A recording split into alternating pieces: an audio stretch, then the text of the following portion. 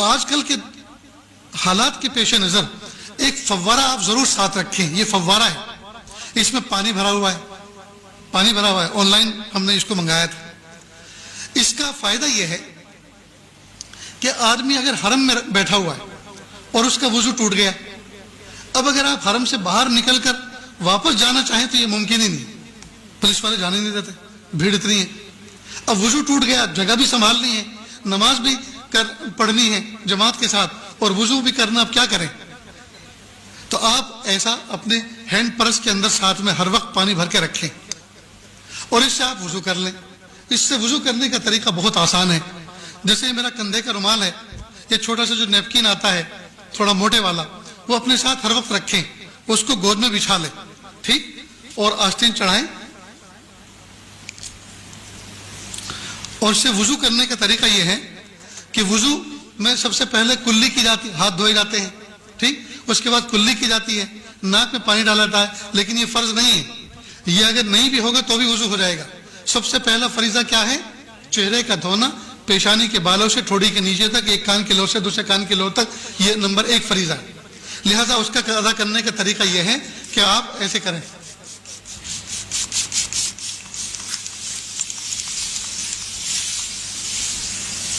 دیکھو میرا منہ بھیگ گیا نا، اس کو میں نے مل لیا.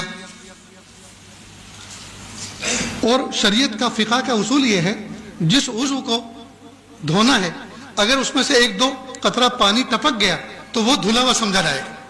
یہ تو قطرات تو ٹپک گئے تو چہرہ دھل گیا. اب ہاتھ دھونا ہے جی. دوسرا فریضہ انگلیوں سے لے کر کوہنی تک، کوہنی سمیت اپنا پورا ہاتھ دھونا، دونوں ہاتھ دھونا. تو اس کا طریقہ یہ ہے کہ آپ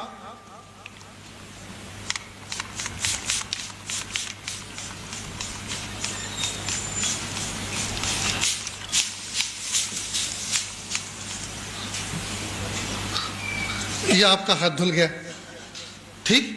اسی طرح سے دوسرا ہاتھ دھونا ہے، اسی طرح دوسرا ہاتھ دھونا ہے. آپ میری طرف دیکھیں، بہت اہم کام چل رہا ہے. دروازہ کھولنا تو آپ نے یہ بچپن سے دیکھتے آئے ہیں، کھولتے بھی ہیں اور بند بھی کرتے. تم بھی کھڑے ہو یار، جو نہیں دیکھنے کا ہے وہ دیکھتے ہو، جو دیکھنا ہے اس کو نہیں دیکھتے. تو دوسرا ہاتھ بھی ہو گیا، ٹھیک. یہ تو میں نے وقت کو بچانے کے لیے ایک ہاتھ کو صرف ایسے ہی بتا دیا، ایک ہاتھ ایسے، تو دوسرا بھی ایسے دھونا ہے. اس کے بعد پھر ہاتھ کو تر کیا دونوں اور سر کا مسح کر لیا.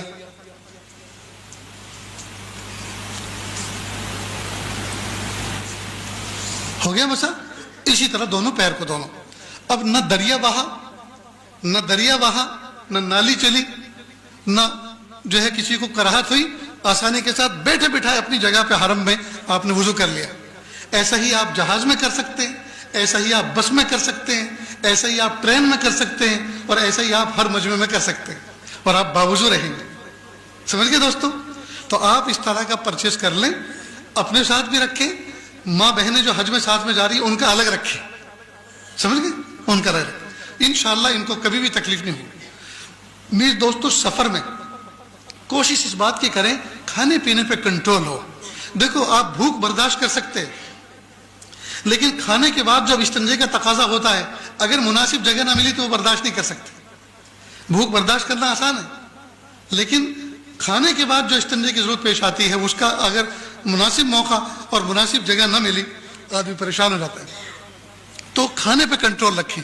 خاص طور سے حج کے 5 دنوں کے اندر کم سے کم کھائیں، تاکہ آپ کو زیادہ سے زیادہ ٹوائلٹ اور اس سے جو ہے آپ کی حفاظت ہو سکے، اور آپ کا وقت وہاں لائن لگانے میں نہ گزرے، بلکہ طاعت و اذکار، ذکر و اذکار میں گزرے. اتنی بات یاد رہے گی.